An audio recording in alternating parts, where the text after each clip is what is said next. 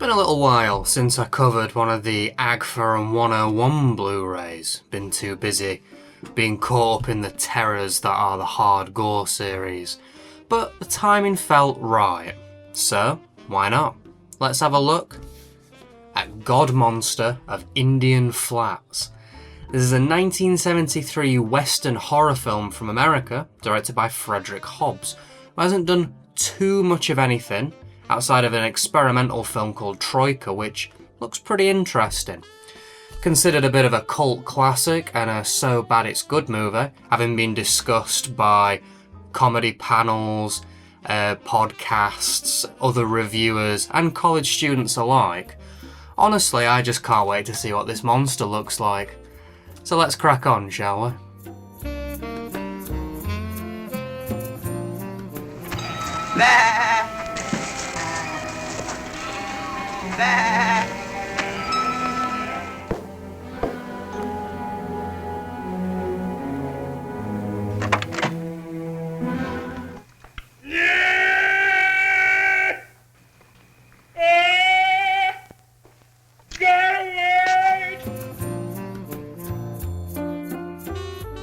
So this film has two plots to it. The A plot, I guess you can call it, the namesake of the film anyway, follows two scientists and a farmer who find a deformed sheep fetus and try and keep it alive in a lab. Meanwhile, the B plot follows a black businessman who's trying to buy stocks, so he turns up into the town, but the town's full of racists and they try and drive him out. Somehow these two things combine, and the sheep attacks the town, and it just ends in complete madness. The pacing to this is all over the place. For the first hour, it is this sort of serious drama about racism, and this sort of sheep is hinted at very, very lightly throughout. Then you get about 20 minutes of the sheep doing its thing, and then the last 10 minutes is summing up and complete chaos. I didn't love this film, but I didn't hate it either. Boy's dead. What the hell have you done, Clemens? Track that damn What kind of beast was that? Easy, take it easy. That's my hybrid out there, Silverdale. You can't kill it. I can't accept this concept of intelligence. I say it's a damaged mongoloid beast. Train your discipline. Good hunting, men. Aye. Cheers. The main reason to watch this film is for the monster, and it looks just as ridiculous as I wanted it to. Clearly a dude in a deformed sheep suit just bombing about doing his thing, and it is the best part of the film. There's no real gore or sleaziness to this. For the most part, it is just this sort of serious melodrama-y thing about big business and racism. Really, really strange. The acting is just below mediocre. It's not laughably bad, it's not good, it's definitely not good. And all the characters are sort of one note and two-dimensional. As is the filmmaking, really. It doesn't really do anything too creative, but it's not completely incompetent. A few little bits of trivia before we move on for this film. It was apparently, the inspiration for the New Zealand killer sheep comedy horror from 2006, Black Sheep, to a point where IMDb still lists it as a remake of Godmonster. Also, weirdly, the soundtrack to this film was used in a PC game that I'm going to have to check the name of because I keep forgetting it. Noir, a shadowy thriller. What an odd thing. But that's it for Godmonster, really. But that's not it for the video, because there is a second bonus feature on this disc. Let's see what that's all about then.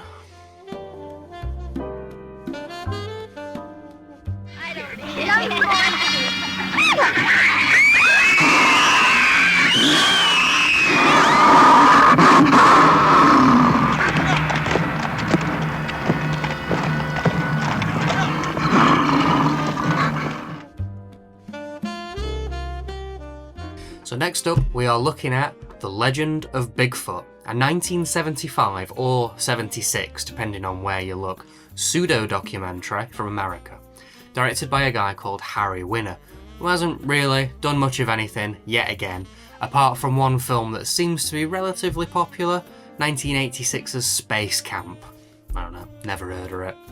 The real star of the show, though, is a fella called Ivan Marks, who shot the film, stars in it, and narrates it. He also did this film's 2 sequels, whose name I'm going to have to double check. It is Shadow of Bigfoot and Bigfoot Alive and Well in '82.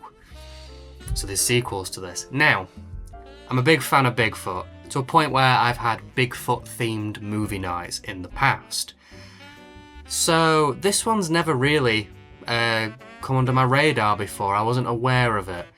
Any chance to see a new bit of ridiculous Bigfootness, and I'm definitely there. This might be the first time I'm actually looking forward to the second feature on one of these discs.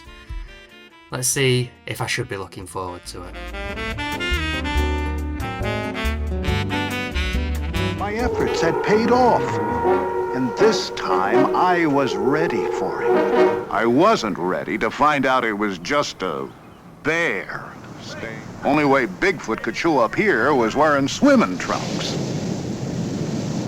My head was reeling with Bigfoot. The plot follows Ivan Marks, a tracker and ranch owner who one day finds Bigfoot footprints. So he decides to hunt down Bigfoot, and it becomes a bit of an obsession for him. Unfortunately, this was very, very boring. Most of this film is just nature shots. It's basically a nature documentary with little bits of Bigfoot here and there. Some of the nature shots are nice, sure, but the main issue is the narration, which plays throughout the entire hour and 15 minutes, and it's just Ivan Marks rambling on and on and on. Towards the end of this film, I was basically screaming at the screen for him to just shut up. Bigfoot. We get some Bigfoot in this though, and it's nothing you've not seen before. It's the same sorts of shots that you usually see in these sorts of things, and it's clearly just somebody in a Bigfoot costume. It's not too convincing. There is a weird bit though where Bigfoot sort of peeks over the brow of a hill and he's talking about the glowing eyes, and like the eyes are glowing to such a ridiculous degree. It's clearly somebody just with 2 torches. You know, that's probably the only bit that stands out to me. The rest of it is clearly just his wife in a Bigfoot suit. Now, Ivan Marks is a bit of a Bigfoot head. He was apparently the person who originally found the first Bigfoot handprints, and he's got his followers. People really dig this guy's stuff, to a point where as well, people have used clips from this as apparent proof of Bigfoot existing. One last little tidbit before we move on. This film was originally released in a double pack on DVD with none other than Snow Beast that we covered in the Vipco series. Found that a little bit interesting. So you may think that we're done now, but we're not, because there's more on this disc that's worth talking about.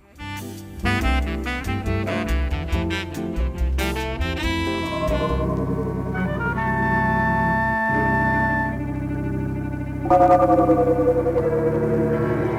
he was, Bigfoot, standing no more than 100 yards from my blind.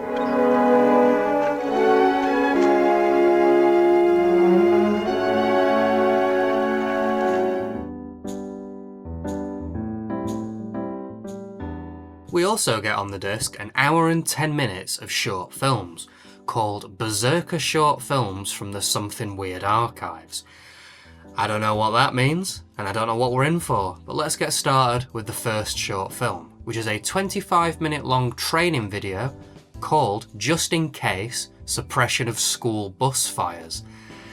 Why this is on the disc, I have no idea, but here it is, and it does exactly what you'd expect it to do. Covers different types of school bus fires and how to deal with them. You know what? This was pretty entertaining. You get plenty of bad acting, you get some weirdly delivered jokes, some overly dramatic scenes, and plenty of fires. I quite liked the era it was set in as well. It's got quite a nice feel to it. And just how weirdly specific this is. School bus fires. I feel like I'm on Red Letter Media covering this. So, yeah, not a bad start. Don't know why it's on the disc, but let's carry on.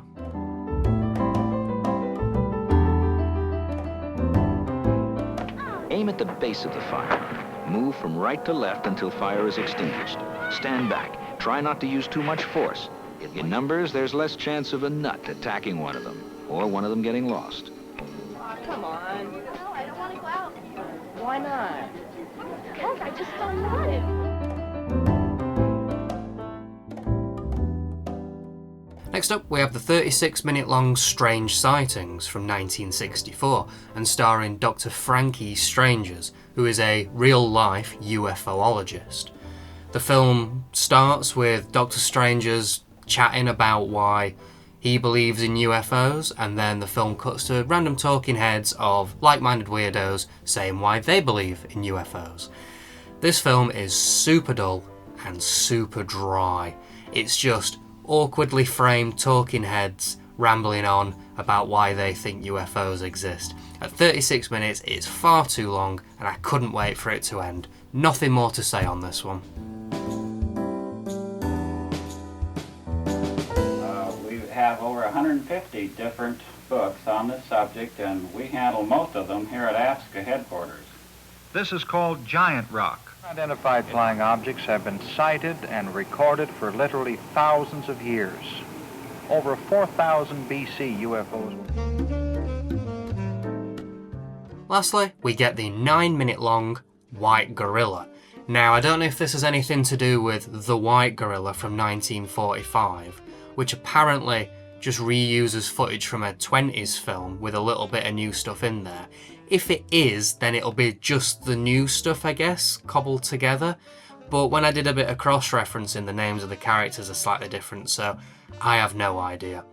Either way, it's a very brief and brisk film where some explorers in a jungle come across a white gorilla. Something about gold, I think they tie him up, I don't know, I have no idea.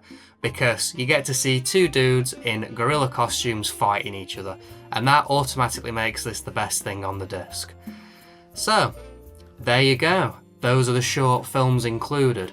I get the link with White Gorilla and the UFO thing, but why the hell is bus fires on this?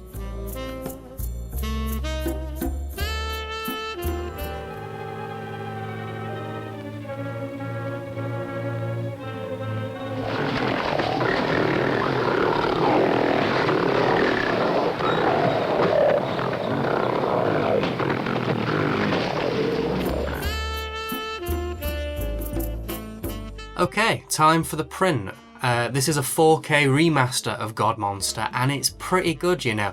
It's pretty clear visually and audio. Now, there are scratches here and there. There's like green scratches and there's a few audio pops, but I'm guessing that these are issues with the original film stock and not with the restoration. The same can kind of be said for Bigfoot as well, although the print does look like it's in slightly worse condition. A few more flickers, a few more audio issues, and it even skipped at one point. And on the disc, we get the two features, the short films, and we also get AGFA-themed, monster-themed trailers, which, yeah, pretty good inclusion really. It's a pretty packed disc, this, to be honest. Okay, time for the case, and we get the slipcover again and the reversible sleeve. I find the artwork to be a little dumb. I don't know, the faces are weird, but so is the film, I guess, so it's probably quite fitting. The description reads fine, and all the information seems to be correct. We even get a little quote from Frank Henenlotter.